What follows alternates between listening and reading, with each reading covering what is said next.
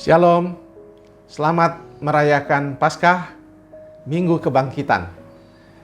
Hari ini bersama dengan Badan Pengurus Pusat Gereja Kemah Injil Indonesia, kita akan mengadakan refleksi Paskah Kebangkitan, dan saya harap saudara menikmati acara ini.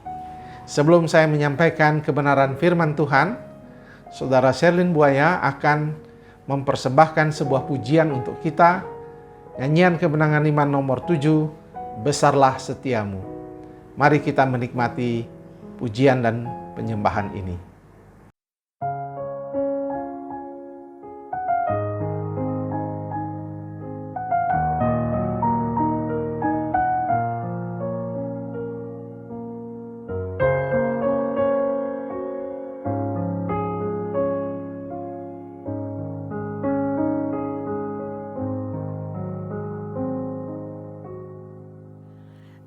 Besar setiamu Tuhan Bapa-Ku, besarlah kasih-Mu, berlimpahlah, tiada kurang dan tidak berubah, sempurna dan tetap selamanya.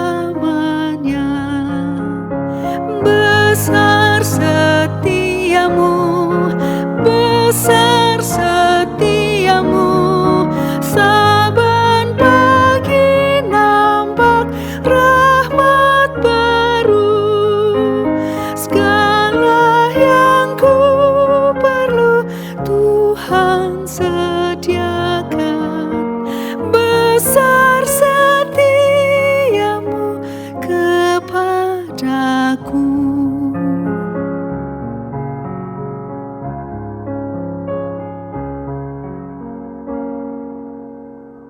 Matahari serta bintang dan bulan yang beredar serta puji Tuhan, musim tua yang dengan segenap makhluk saksikan kasih dan setiamu. Besar setiamu, besar setiamu, saban pagi nampak rahmat baru. Segala yang ku perlu Tuhan sediakan. Besar setiamu kepadaku.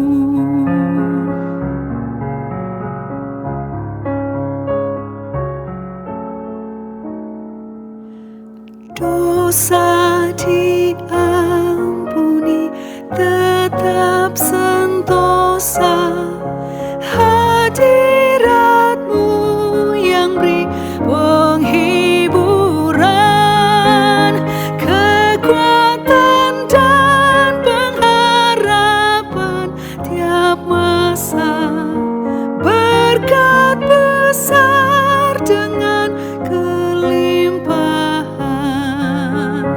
Besar setiamu, besar setiamu, saban pagi nampak rahmat baru.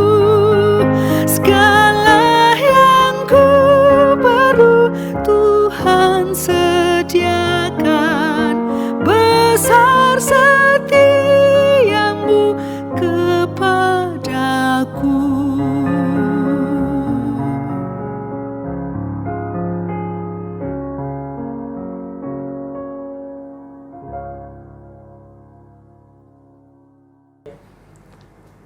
Terima kasih atas pujian yang telah disampaikan oleh saudara Sherlyn, dan terima kasih juga kepada Dede Sylvia Rikin yang telah merekam acara ini.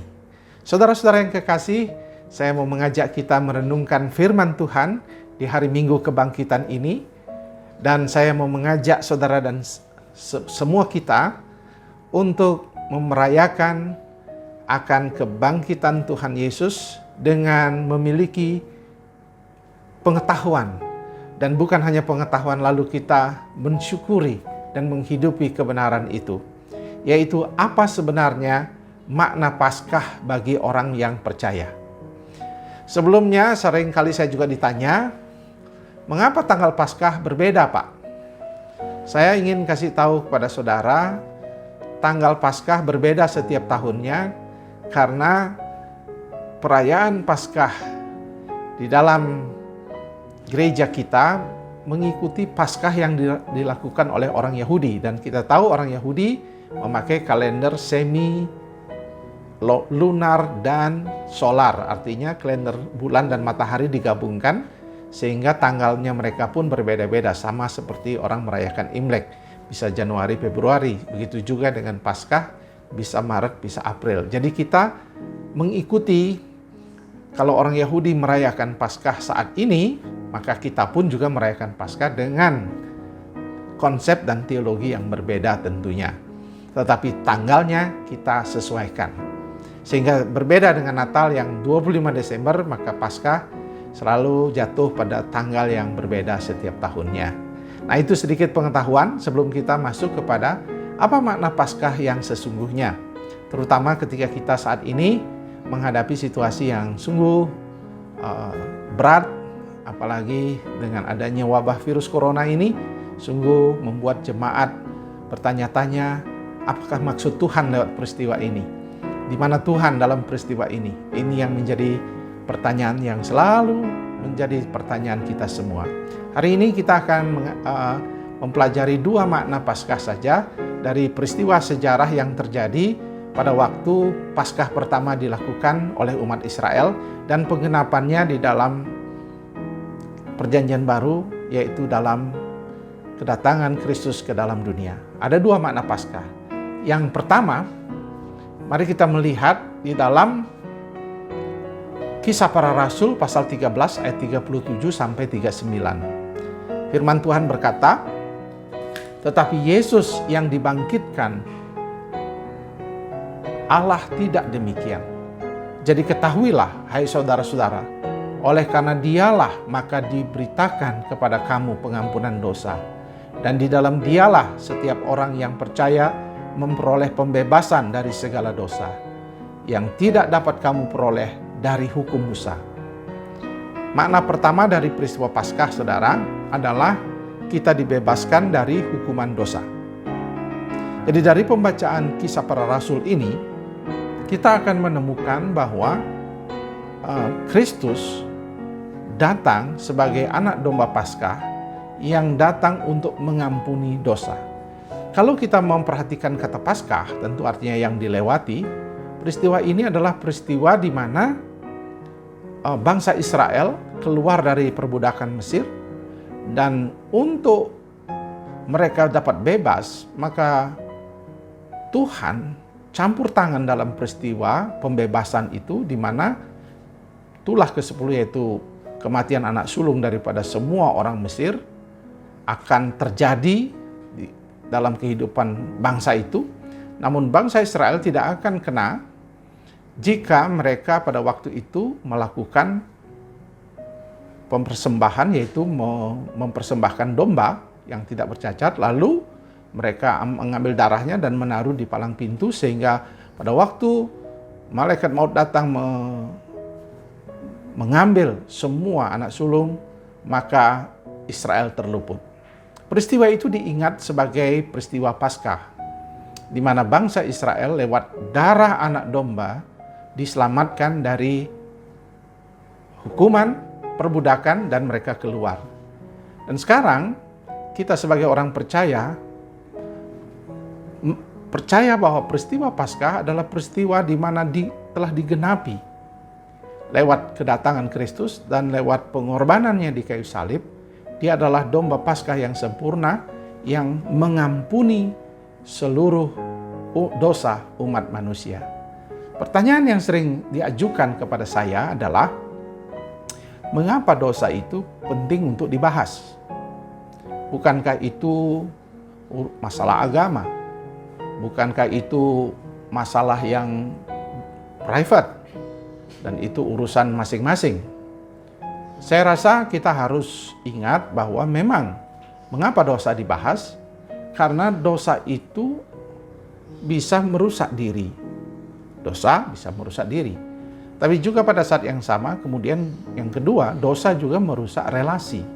Relasi antar pasangan, keluarga, dan juga orang-orang di sekitar kita. Bila kita melakukan kekerasan, maka keluarga akan menderita. Jadi dosa itu merusak. Dosa itu yang terlebih utama adalah merusak relasi dengan Tuhan, dan tidak ada seorang pun yang akan bebas dari hukuman itu. Saya barusan saja menonton film di Netflix, namanya The Most Hated Woman in America. Kisah tentang seorang wanita bernama Madeleine Murray O'Hair yang memperjuangkan dilarangnya doa di publik sekolah-sekolah di Amerika, doa Kristen maksudnya, dan dia menjadi penggerak gerakan ateis, dan dia menjadi presiden ateis di Amerika yang pertama. Dan sebagai penggerak orang yang menolak keberadaan Tuhan, saya tertarik dengan film itu. Ternyata kehidupannya sungguh kacau. Justru tanpa Tuhan, dia berpikir bahwa dia bisa menyelesaikan masalah, tapi dia sungguh kacau dalam kehidupan keluarga. Dan anaknya yang pertama, Billy, juga hidup dalam ketidakpastian, ketidakmengertian, dan juga kehidupan dalam kemabukan dan semuanya. Sampai akhirnya anaknya pun akhirnya terima Yesus dan kembali bertobat, dan sekarang menjadi penggerak untuk membalikkan supaya doa bisa kembali digerakkan di Amerika, di sekolah-sekolah di Amerika. Tetapi Ibu Madeleine menjadi contoh bagi kita. Kalau kita berkata Tuhan tidak ada, apakah masalah dosa akan selesai? Tentu tidak. Dosa tetap akan memiliki dampak. Sekalipun engkau tidak percaya kepada Tuhan, dosa memiliki kekuatan yang menghancurkan. Tetapi kita yang percaya mengerti bahwa dosa bukan hanya menghancurkan relasi, menghancurkan hubungan kita dengan Tuhan. Itulah sebabnya Paskah penting sekali kita rayakan, karena hukum Musa tidak bisa menyelesaikan masalah dosa, agama-agama tidak bisa menyelesaikan masalah dosa, tetapi Kristuslah yang mati di kayu salib yang mampu menyelesaikan masalah dosa. Sehingga dengan kata lain, dosa kita dapat diselesaikan di dalam Kristus. Dan ketika kita telah dihapuskan dosa kita, kita mengalami kemenangan. Dan kita tidak perlu lagi mengupayakan penyelesaian dosa. Yang kita buat adalah mengakui segala kesalahan kita bila kita kemudian berbuat dosa. Tapi kita sudah lepas dari kutuk dosa ketika kita percaya kepada Yesus. Nah, inilah makna Paskah yang pertama, yaitu lewat pengorbanan domba Paskah yang terjadi di Mesir digenapi di dalam Kristus, dan kita harus mengerti akan hal itu. Apa pelajaran yang kita bisa lihat dalam peristiwa di mana kita diisolasi saat ini? Tuhan mau kita belajar dari peristiwa ini. Ketika kita diisolasi di rumah, kita ada pandemi corona saat ini, Tuhan ingin bersuara. C.S. Lewis berkata, ketika dalam masa tenang Tuhan mungkin berbisik-bisik berbicara, tetapi pada masa pandemi ini Tuhan berbicara dengan suara keras kepada saudara, mau menanyakan kehidupan pribadi saudara.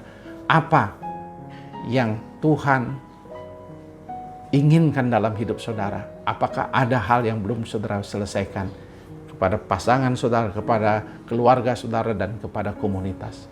Mari kita selesaikan itu, agar kemenangan Kristus itu, peristiwa Paskah itu menjadi kemenangan bagi kita. Yang kedua, makna Paskah adalah Paskah itu memurnikan iman kita. Kita baca di dalam 1 Korintus pasal 5 ayat 7 sampai ayat yang ke-8, saya bacakan. buanglah ragi yang lama itu, supaya kamu menjadi adonan yang baru, sebab kamu memang tidak beragi. Sebab anak domba Paskah kita juga telah disembelih, yaitu Kristus. Karena itu marilah kita berpesta, bukan dengan ragi yang lama, bukan pula dengan ragi keburukan dan kejahatan, tetapi dengan roti yang tidak beragi, yaitu kemurnian dan kebenaran. Saudara-saudara, dari ayat yang diucapkan atau dituliskan oleh Paulus, kita belajar bahwa pada waktu umat Allah merayakan Paskah, mereka tidak hanya memotong daging, tetapi juga mereka memotong domba yang tak bercacat, lalu darahnya dipersembahkan, lalu dagingnya mereka makan. Tetapi mereka juga merayakannya dengan membuat roti tidak beragi. Nah, roti yang beragi itu enak, dan enak dikunyah, dan karena dia membesar, dan itu baik sekali. Tapi roti tak beragi sungguh tak enak. Tapi orang Israel diminta untuk makan, untuk merayakan Paskah dengan roti tak beragi, bukan hanya anak domba Paskah yang dikorbankan. Apa maksud daripada peristiwa Paskah itu lewat makan roti tak beragi itu? Artinya Paskah itu memurnikan iman kita. Itu yang kedua. Kalau yang pertama, Paskah lewat domba Allah itu akan menghapuskan dosa kita, dan kita perlu mengakui segala dosa kita dan meminta ampun di hadapan Tuhan. Yang kedua adalah Paskah memurnikan iman kita. Karena di dalam ayat 1 Korintus pasal 5 ayat 7 dan 8 ini dikatakan dengan roti yang tidak beragi, yaitu kemurnian dan kebenaran. Apa maksudnya? Ketika kita makan roti yang tidak beragi, maka itu simbol bahwa memang makanan itu tidak enak, tapi harus dimakan. Untuk menggambarkan bahwa Tuhan mau memeriksa apakah pada masa yang tidak enak ini kita tetap beriman kepada Tuhan. Itulah yang dimaknai oleh Paulus sebagai kemurnian dan kebenaran. Dan hari ini kita percaya bahwa kedatangan peristiwa yang sungguh berat ini, yaitu virus corona, telah mengajak kita untuk memurnikan iman kita. Mungkin selama ini kita telah memasuki zona nyaman, kesenangan dan sebagainya. Dan hari ini banyak orang mengalami kesusahan dan berteriak, tapi tidak sedikit kita harus memeriksa kembali, benarkah Tuhan sudah begitu mau menghukum kita? Jelas tidak. Dia mau memurnikan kita, bukan menghukum kita. Oleh sebab itu, saya berharap saudara-saudara, mari kita melihat peristiwa Paskah ini sebagai peristiwa memurnikan kita. Corona bermaksud supaya umat percaya terus dimurnikan. Kebenaran harus ditegakkan. Paskah telah membebaskan kita dari dosa. Tetapi pada saat yang sama, Paskah itu memurnikan kita, yang membuat kita bergantung kepada Dia. Saudara, mungkin lewat peristiwa Paskah, saudara diajar bersyukur di tengah kekurangan. Saudara di tengah saudara mengalami ketakutan, saudara semakin berdoa kepada Tuhan, semakin mendekatkan diri kepada Tuhan. Ada pemurnian yang sedang terjadi, yang sedang membentuk saudara. Sifat-sifat saudara sedang dibentuk oleh Tuhan. Karakter saudara, sifat hedonisme, materialisme sedang dibentuk oleh Tuhan, sehingga saudara sedang dimurnikan. Dan kebenaran-kebenaran mulai masuk dalam hidup saudara, dan dia akan menegakkannya dalam kehidupan saudara. Jadi itulah peristiwa Paskah. Ada dua makna Paskah. Lewat anak domba Allah yang menyelamatkan kita. Saya berharap lewat itu saudara hidup dalam pengampunan, anugerah pengampunan, dan mengakui segala kesalahan kita di hadapannya, karena Dia adalah Allah yang setia dan adil, sehingga Dia akan mengampuni segala kesalahan kita dan menyucikan kita dari segala kejahatan. Dan pada saat yang sama kita dimurnikan lewat peristiwa makan roti tak beragi. Saudara-saudara, akhirnya saya ingin berdoa buat saudara lewat masa Paskah ini, lewat virus corona yang terjadi yang membuat saudara-saudara diisolasi dan tidak bisa merayakan Paskah di gereja. Saya berharap saudara-saudara berdoa, dan saya mau mengajak saudara berdoa di hadapan Tuhan. Mari kita berdoa. Tuhan Yesus, kami percaya umat-Mu di seluruh Indonesia sedang merayakan Paskah dalam situasi yang sulit di tempat mereka masing-masing, baik kelompok maupun di rumah, maupun di lewat acara online. Kami berdoa di dalam nama Yesus, semua umat-Mu Tuhan jaga, dan mereka boleh pada peristiwa Paskah ini diingatkan untuk memperhatikan betapa seriusnya dosa dan hukuman itu. Merusak bukan hanya hubungan dengan Tuhan dan sesama. Sebab itu, kuduskan umat-Mu Tuhan dimanapun mereka berada. Sucikan mereka dan layakkan mereka menerima pengampunan. Kalau ada di antara pasangan-pasangan yang belum harmonis pada hari ini, Tuhan pulihkan, Tuhan jamah relasi semuanya, Tuhan jamah. Berkati Tuhan lewat peristiwa Paskah ini, murnikanlah iman kami. Kami tahu badai ini pasti berlalu, Tuhan pasti punya rencana, tapi biarlah momen-momen ini Tuhan ada di tengah kami, memurnikan motivasi kami mengikut Yesus, memurnikan motivasi kami dalam bekerja, memurnikan motivasi kami dalam melayani. Tuhan lawat kami, layakkan kami menerima anugerah-Mu. Berkati umat-Mu di seluruh Indonesia, berkati mereka, jauhkan mereka dari virus corona, patahkan kuasa penyakit itu oleh bilur Kristus, dan biarlah setiap rumah tangga dijaga oleh Tuhan. Inilah doa kami Tuhan, dalam nama Yesus kami berdoa. Haleluya, haleluya, amin. Saudara-saudara yang kekasih, demikianlah refleksi Paskah kita pada hari ini, dan kiranya lewat peristiwa Paskah ini kita mengalami kemenangan di dalam Tuhan. Tuhan memberkati. Shalom.